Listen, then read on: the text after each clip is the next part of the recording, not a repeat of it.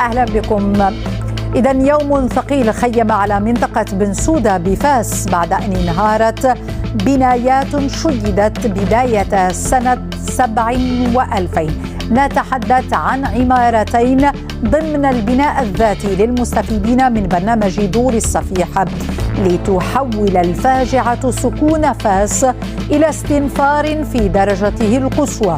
22 حالة وفاة، 17 جريحا. حالة المصابين تتفاوت بين الحالات المستقرة وأخرى حرجة، فيما لم تسجل أي حالة وفاة بين المصابين. ومن المتوقع أن يغادر بعض الجرحى أقسام الإنعاش. مزيد من التفاصيل عن الوضع الصحي للمصابين هذا الصباح معك محمد بوبكر أسامة غرامي. امبارح الصباح مساك الله يجازيهم بخير، جاونا مع شي جوال 11 الليل، صابوا لي هذا كامل في الصباح، سبقوني انا الاول، بداو بي انا الاول. الله يجازيهم بخير، الله يرحمنا ويسهل عليه. الحالة ديال الحمد لله مستقرة. غادرت أقسام الإنعاش وتخضع حاليا للمراقبة الطبية، فيما لم تسجل أي وفيات بين المصابين. وينضم إلينا مباشرة من فاس خالد صادق، رئيس قسم الشؤون القانونية بولاية جهة فاس مكناس. أهلا بكم. بداية الرحمة لمن ماتوا والشفاء إن شاء الله لمن أصيبوا في فاجعة فاس. اليوم هناك تحقيقات إدارية وأخرى تقنية بالموازاة مع البحث الذي فتحته الشرطة القضائية تحت إشراف النيابة العامة. هل من معطيات تهم الشق الإداري والتقني؟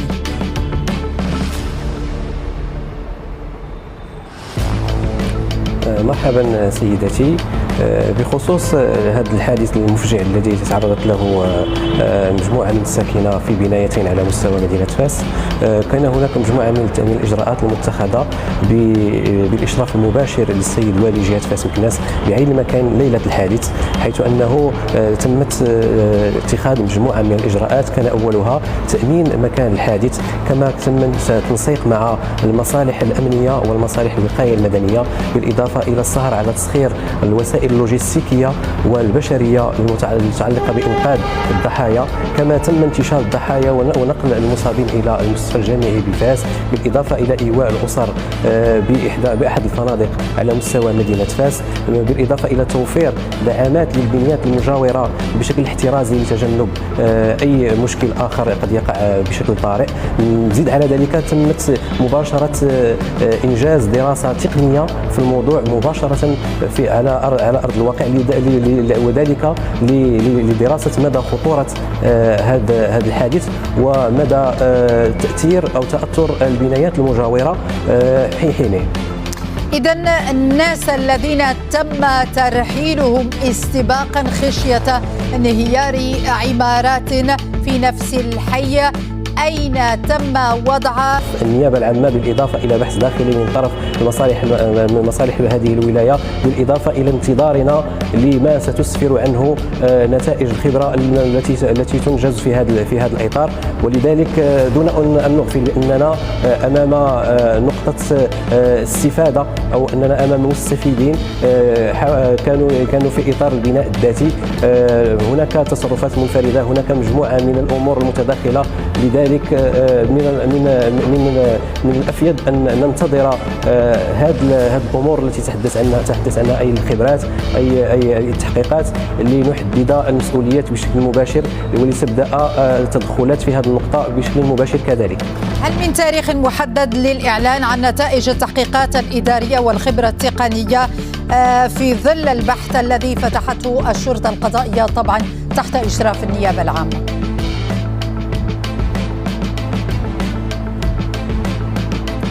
سيدتي، في حقيقة الأمر لا نتوفر حاليا على تواريخ محددة، ولكن حقيقة نحرص على أن يكون هذه التحقيقات في أسرع وقت ممكن حتى نباشر الإجراءات المطلوبة.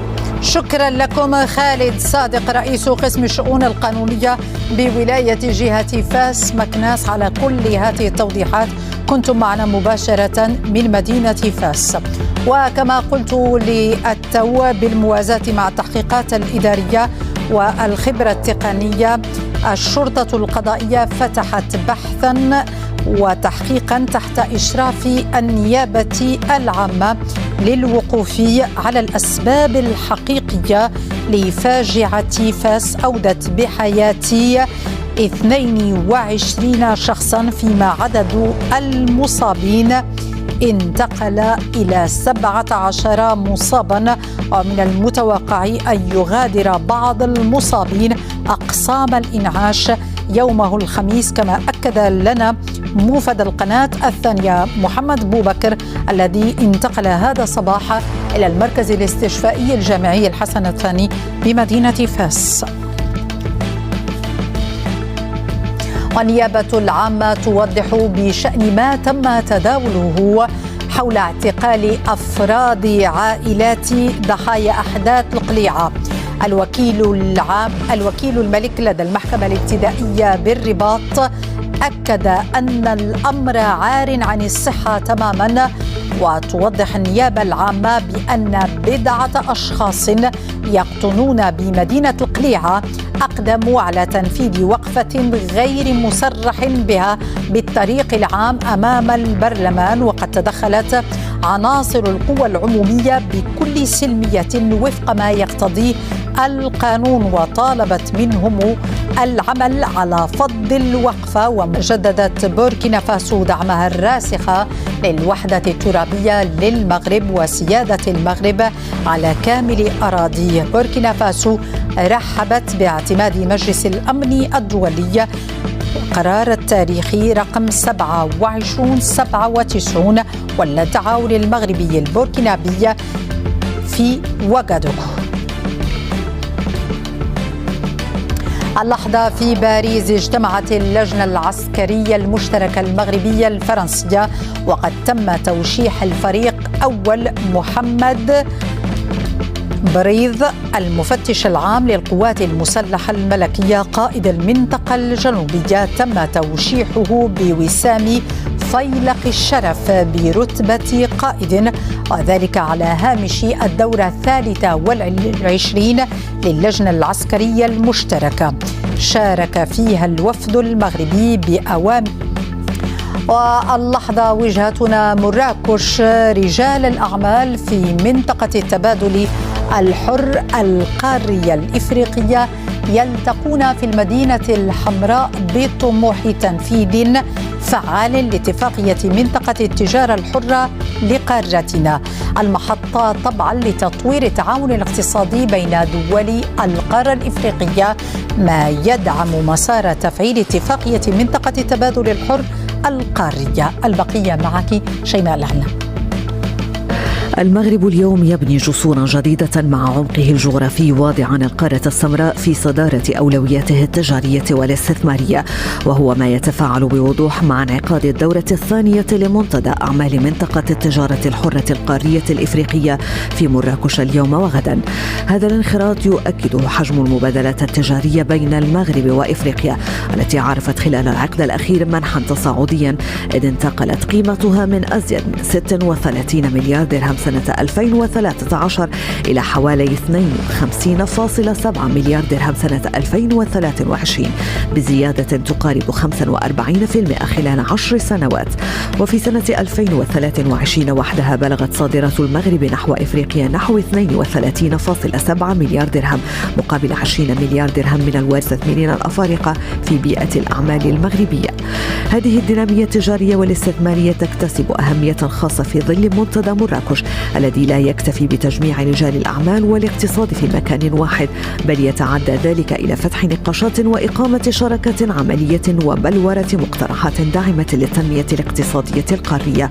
ويركز المنتدى على محاور رئيسية من بينها تعزيز التجارة البينية المنطقة القارية للتبادل الحر. وينضم إلينا من مراكش عمر حجيرة كاتب الدولة المكلف بالتجارة الخارجية. أهلا بكم سيد الوزير. إذن نتحدث عن النسخة الثانية لرجال الأعمال في منطقة التبادل الحر القارية الإفريقية يلتقون في مراكش. دعني هنا أقف معك السيد إمكانية المرور لشرح كل ما يتعلق بهذا المنتدى المهم كما ذكرتي. هو منتدى ينعقد تحت الرعاية السامية ديال صاحب الجلالة الملك محمد السادس نصره الله، وهذا المنتدى كيأكد النهج ديال المملكة المغربية الراسخ والداعم لإفريقيا قوية متماسكة وقوية خاصة اقتصاديا. إفريقيا تمتلك إمكانات هائلة والمغرب يمتلك إمكانات هائلة، ومن شأن أن هذا الفضاء الإفريقي أن يعطي إلى إفريقيا وغير مستغلة إلى حدود اليوم. وبالتالي هذه الإمكانات هذه كلها اليوم في هذا الملتقى الكبير اللي كتأكد من خلاله المملكة المغربية بقيادة جلالة الملك نصره الله عمقها الإفريقي، اهتمامها بإفريقيا واهتمامها بتكامل الأسواق الإفريقية. هو غادي فيه ثلاثة ديال الأمور مهمة في هذا الملتقى. الأمر الأول هو لقاء الوزراء اللي كان هذا الصباح، أولا من أجل توحيد الرؤية فيما يتعلق بالفضاء الإفريقي ديال السوق الإفريقي المشترك، وكذلك فيما يتعلق باجتماع الكاميرون في منظمة التجارة العالمية توحيد الرؤى باش نمشيو كفريق إفريقي قوي في أفكار موحدة. والحاجة الثانية وهو منتدى الأعمال ديال سيدات ورجال الأعمال. إلى جانب لا هذا يمكن أن ننجح في مشروع اقتصادي في غياب رجال الأعمال، ولا يمكن في غياب رجال الأعمال وسيدات الأعمال. والحاجة الثالثة لأول مرة وكاينة نقطة أخرى تنضاف إلى ما قلتم السيد الوزير في المغرب. تنضاف نقطة أخرى إلى ما قلتم اللحظة سيد الوزير.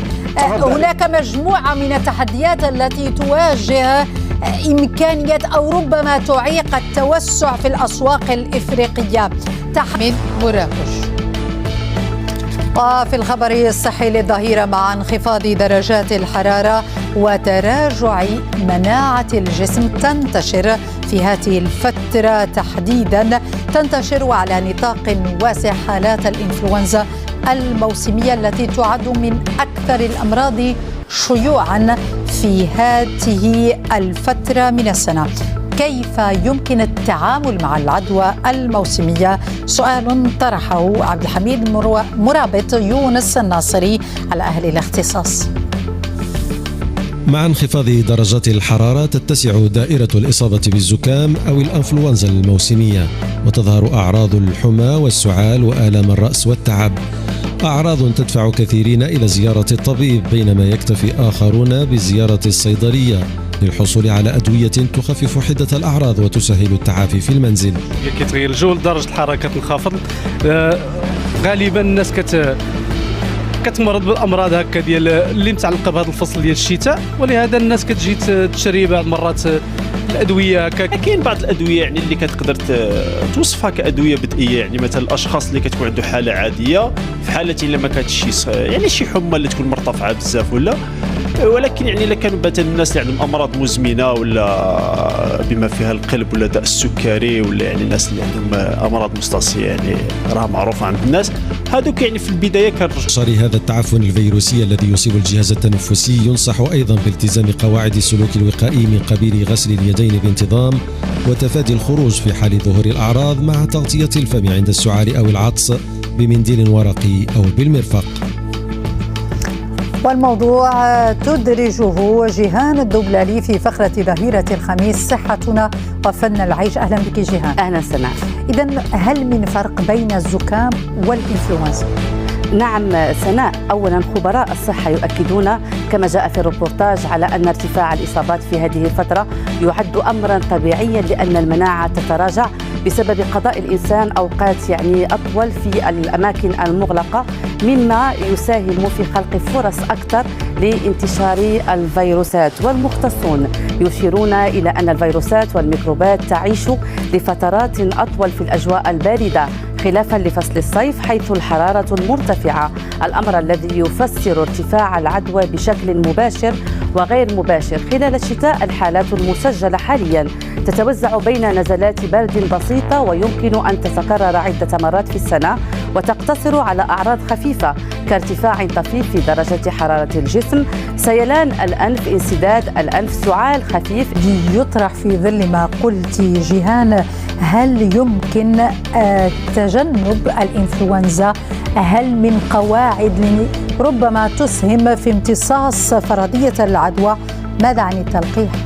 نعم سناء، أهل الاختصاص كينصحوا بثلاثة طرق. أولا التلقيح ضد الأنفلونزا الموسمية، ثم اعتماد مجموعة من التدابير العلاجية للمصابين، واعتماد مجموعة من التدابير الوقائية بالنسبة للناس الغير المصابين. والتلقيح ضد الأنفلونزا في هذه الفترة خطوة أولى للوقاية، خصوصا بالنسبة لكبار السن والأشخاص الذين يعانون من الأمراض المزمنة كالسكري، أمراض القلب والشرايين، ارتفاع الضغط الدموي وأمراض الكلى، على أن يتم ذلك بعد الاستشارة الطبية مباشرة مع الطبيب المعالج لتفادي المضاعفات الصحية المحتملة خلال فصل الشتاء. أما بالنسبة لباقي الأشخاص فعليهم الانتباه وأخذ الحيطة والحذر، خصوصا في الأماكن المكتظة مع استعمال الكمامة الواقية. بالنسبة للمصابين، ولأن الوقاية أفضل من العلاج خلال هذه الفترة الموسمية، فينبغي الحرص على الأكل الجيد والغني بالفيتامينات والمعادن والأغذية الغنية بالطاقة كالقطان والفواكه قصد تعزيز المناعة. الخبراء ينصحون بتفادي السوائل الباردة وشرب المشروبات الدافئة ما أمكن لطرد الفيروس خصوصا على مستوى الحلق. التدفئة الجيدة مسألة ضرورية، وتجنب الأماكن الباردة مع تفادي المصافحة المباشرة مع المصابين أو المشتبه في إصابتهم بالإنفلونزا. سناء، شكرا لك جيهان، وإلى الخميس المقبل إن شاء الله. إن شاء الله. في الخبر الرياضي للظهيرة، يواجه زوال اليوم المنتخب الوطني الرديف نظيره السوري في ربع نهائي كأس العرب، المباراة التي يدخلها أبناء طارق السكتيوي بطموح حجز بطاقة العبور إلى مربع نصف نهائي كأس العرب. وينضم إلينا مباشرة من الدوحة العاصمة القطرية موفد القناة الثانية أيوب البصري. أهلا بك أيوب.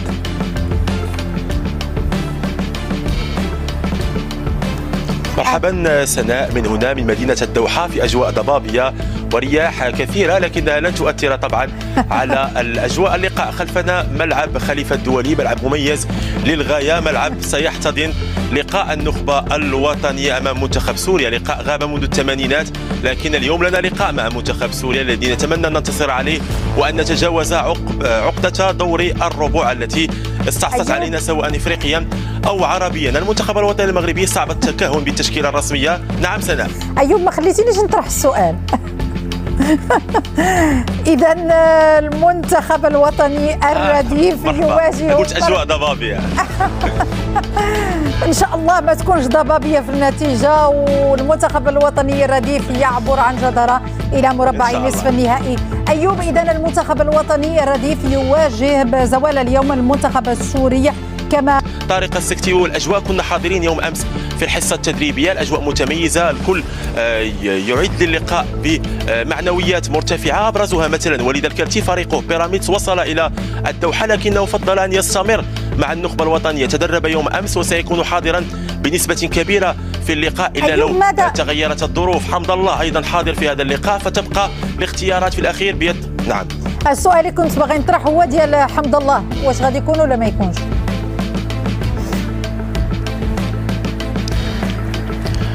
نور، كنتكلموا حنا في الواقع، في العادي جدا، هو ان حمد الله حاضر. ما كاين حتى قانون يثبت انه الغياب ديال او طرد لاعب عميد منتخب سيغيب لمباراتين، فيبدو انه سيغيب لمباراه واحده، وكان حاضرا يوم امس وسيكون متوفرا، رغم ان الخبر يقول انه بنسبه كبيره قد ربما لا يكون رسميا. من اللازم الحفاظ على اللاعب تيسو دالي، قدم مباراه كبيره، ثنائيته مع البركاوي كانت ناجحه مع السعوديه، وكان تلميحات من سكيتي والذي اكد انه لن يغير فريقا انتصر، فمن الطبيعي ان يكون تيسو دالي وايضا البركاوي في يساره، لكن حمد الله في اي وقت أراد المدرب الاعتماد عليه فسيكون حمد الله حاضرا. الكرتي أيضا بدور حاضر. يبقى السؤال وفي اليمين سناء من سيكون كجناح أيمن. زحزوح لم يقدم مباريات متميزة لكن يبقى لاعبا بقدرات مميزة، لكن بولكسور لو لاحظت لما شارك كجناح أيمن وشارك خلفه مفيد كانت ثنائية مميزة في الشوط الثاني. هل سينطلق بها المدرب اليوم؟ هذه كلها أسئلة. نقطة أخرى مهمة سناء، يوم أمس عمر خريبين هذا النجم الأول لمنتخب سوريا وهدافهم الأول تعرض لإصابة في يده هذه تدرب بصعوبة يوم أمس. السؤال طرحنا على الإخوة السوريين، أكدوا لنا أنه مشكوك حضوره، يعني 50%، لكن سننتظر بخريب أو بدونه. منتخبنا قوي، منتخبنا من اللازم أن ينتصر، لكن لو كان غيابه فسيكون قليلا مؤثرا على هجمات المنتخب أو هجمات المنتخب السوري. الجماهير اجتمعت في مشيرب وستنطلق في هذه الأثناء في اتجاه الملعب. هنا قاعدة، فالجماهير لا تنطلق بشكل مبكر للملعب حتى تقترب المباراة من الانطلاق قبل ساعة ونصف تقريبا، فتمتلئ المدرجات. سؤال أخير بذكريات المغرب معنا مباشرة من العاصمة القطرية الدوحة. 10 أيام فقط تفصلنا عن عرس الكان هنا في المغرب، والرباط العاصمة من بين المدن التي ستستضيف مباريات كأس إفريقيا للأمم. العاصمة جاهزة. أسامة أفقر. المدينة في أبهى حلة تستعد لاحتفاء قاري استثنائي. شوارع الرباط تمتد بزخرفة راقية تتدلى على جنباتها رايات الدول المشاركة كلوحات ملونة تنبض بالحياة. الجميع يعمل ليل نهار لتبدو العاصمة في أبهى صورة أمام ضيوف القارة. كتقدم بانو كيقولوا لنا بلي كاين كاس افريقيا، ونتمناو هاد النسخه تدوز كما حنا كنتمناوها، وكذلك نتمناو التوفيق لفريقنا الوطني، ونتمناو ان كاس افريقيا هذا العام يكون المغرب. الجماهير اللي غيجيو من كاع الدول الافريقيه يعني راه كاين ما يتشاف تبارك الله، يعني من غير التيران هذو الاجواء ديال الميتشان وكذا، عطا الله ما يتشاف، عطا الله فين تمشي كاينين البحوره، كاينين بلايص زوينين نكتشفوا، يعني دعيا ما تكتشف المغرب وما غتساليش. الملصقات الرسمية للبطولة علقت في كل الأماكن، فيما تغمر الابتسامة وجوه المارة الذين يستشعرون. ونبقى في العاصمة الرباط، واحتفاء باليوم العالمي للتطوع بالتزامن مع اليوم العالمي لحقوق الإنسان يصادف 10 من دجنبر. الوزارة المنتدبة لدى رئيس الحكومة المكلفة بالعلاقات مع البرلمان تحتفي بالمجتمع المدني في الدورة 7 لجائزة المجتمع المدني. تفاصيلها معك يونس رفيق. هو يوم الاعتراف بالأدوار المهمة التي يضطلع بها المجتمع المدني. 7 جمعيات و5 شخصيات توجوا في أصناف مختلفة من جائزة المجتمع المدني في دورتها 7 بالرباط.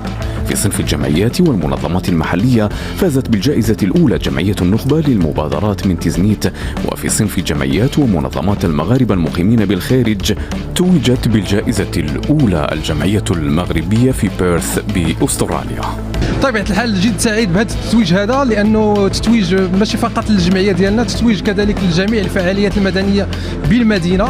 اشتغلين على مبادرة اللي هي مبتكرة اللي كتخص المشاركة المواطنة الرقمية بمنصة بالاسم andro.ima. هذه بادرة طيبة بالحقيقة، كنفرحوا بها لأنها واحد الالتفاتة كذلك للجمعيات اللي كتشتغل خارج أرض الوطن. أبرز ما جاء في نشرة الظهيرة: فاجعة فاس في انتظار نتائج التحقيقات الإدارية والتقنية بالموازاة مع بحث فتحته الشرطة القضائية تحت إشراف النيابة العامة. ضيف الظهيرة خالد صادق رئيس قسم الشؤون القانونية بولاية فاس أكد للظهيرة طبيعة الإجراءات التي اتخذت من أجل تدبير الفاجعة. وعدسة الظهيرة انتقلت إلى المركز الاستشفائي الجامعي الحسن الثاني بفاس. عدد الجرحى انتقل إلى 17 مصابا، منهم من سيغادر المركز الاستشفائي بعد العلاج. أمام انخفاض درجات الحرارة ارتفاع يتأكد في عدد المصابين بالزكام أو الإنفلونزا. طبيعة الفيروس خلال هذا الموسم سؤال أجابت عنه جيهان الضلالي في فقرة ظهيرة الخميس. صحتنا وفن العيش. وفي مراكش انطلقت أشغال ملتقى رجال الأعمال الأفارقة في نسخته الثانية بطموح تفعيل الاندماج الاقتصادي، كما أكد لنا وللظهيرة كاتب الدولة المكلف بالتجارة الخارجية عمر حجيرة، استضفناه في الظهيرة. ومن الدوحة انضم إلينا موفد القناة أيوب البصري، توقف عند تدابير التي اتخذها الناخب الوطني من أجل حجز بطاقة العبور إلى دور نصف نهائي كأس العرب. المنتخب الوطني الرديف يواجه بعد 1.5 ساعة من الآن المنتخب السوري، فحظ موفق للمنتخب الوطني. بهذا نكون قد وصلنا إلى ختام نشرة الظهيرة. الموعد الإخباري القادم أمازيغي انفو سوار مع إحسان